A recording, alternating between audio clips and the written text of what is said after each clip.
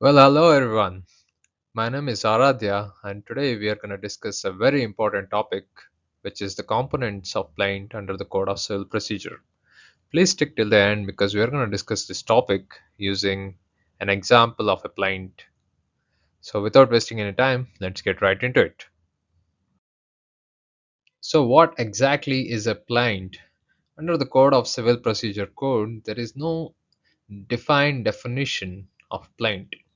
But in legal terms, a plaint is a written statement by the plaintiff which contains its cause of action, the facts of the case, and the relief which he is claiming.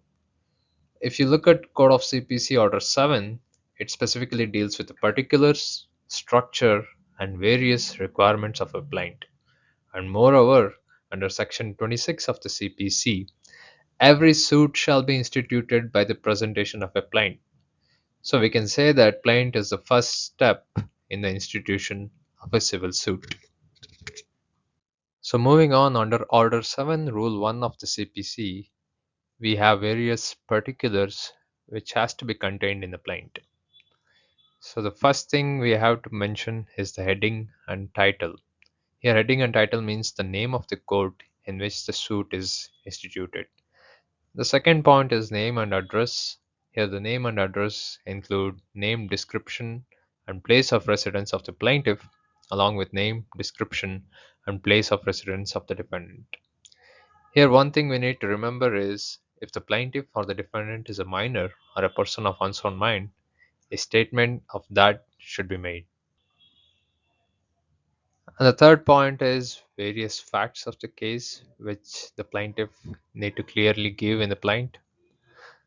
The fourth point, which is a very essential and very important point, is the cause of action.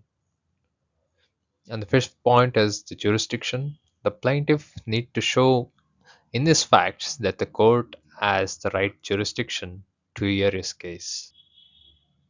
And the sixth part of the plaint is the court fee. So the plaintiff need to pay the necessary court fee before instituting the suit. And the seventh point is the prayer. What plaintiff is seeking? What is he claiming? That has to be mentioned clearly. And the next point is suit schedule.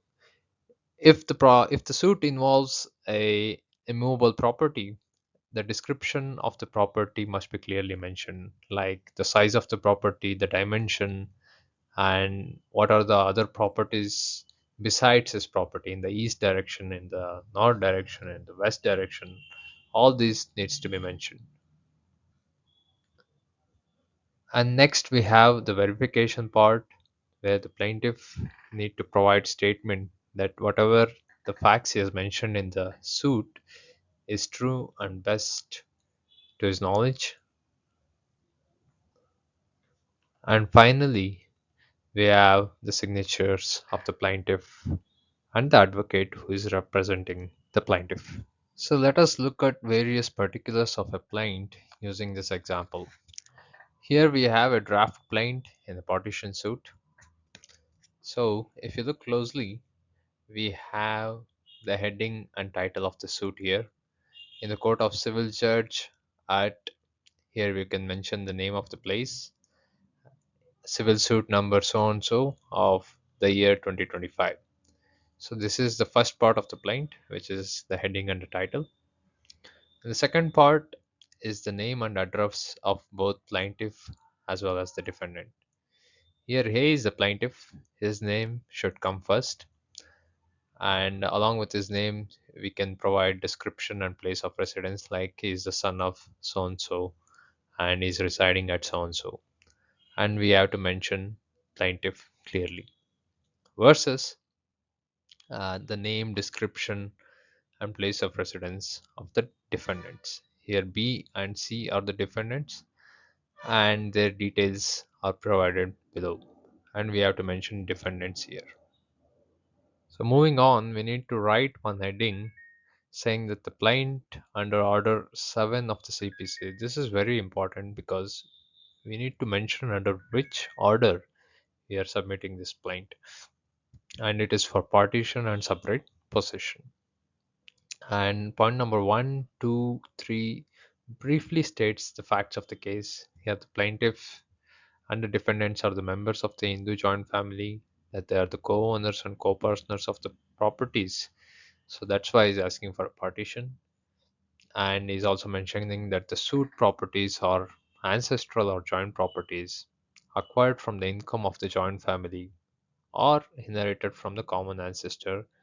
You can write the name of the ancestor. And the third point, we have that the plaintiff has a lawful share in the suit property, and the share of the plaintiff is to the extent is asking which extent he wants the property to be divided, whether it's one third or one fourth, etc. And please pay attention here, it's a very important point that despite repeated demands, here lies the cause of action. That the plaintiff has demanded defendants multiple times to effect partition. That despite repeated demands, the defendants have failed and neglected to effect partition. So here comes the cause of action. So here, what else a plaintiff needs to mention is he needs to mention on the date which he demands the defendants and at the place where he demands the defendant to effect partition. So this is very important point. Point 4 is very important. Moving on to point 5, as I rightly mentioned, that the cause of action date must be strictly mentioned. This is very, very important, guys. Please make a note of this. And point 6 talks about jurisdiction. As we spoke earlier, that the plaintiff needs to show to the court that this court has the right jurisdiction to file a suit, and also the court fees. He needs to pay the necessary court fee, and he also needs to mention that he has paid the requisite court fee in accordance with the law. And next part is the prayer. Here, the plaintiff prays this honorable court to pass a decree of partition of the properties described in the schedule and allot the plaintiff lawful shares by metes and bounds. Here, the word metes and bounds when means by properly measuring the property and dividing it accordingly, and also to grant separate possession thereof. And we also need to mention one other point, which is grant such other and further reliefs as this honorable court deems fit in the interest of justice. So, moving on, we come to the schedule of the property. Here, the plaintiff has to clearly mention the dimension of the property, the survey number, extent, and which property lies immediately next to his property in the north, south, east, and west, etc. All these things has to be mentioned under the schedule of the property. And in the end, he needs to provide one verification statement that I, plaintiff, above named, do hereby verify that the contents of the paragraph 1 to 7 are true to my knowledge and belief. And it is verified at so and so place on so and so day and so and so month and year. And finally, the signature part. Here, the plaintiff has to sign, and also the advocate representing the plaintiff has to sign. So, this comes to the end of Plaint. Well, thank you so much for watching. If you like what you saw, please like, share, and do subscribe. Thank you so much.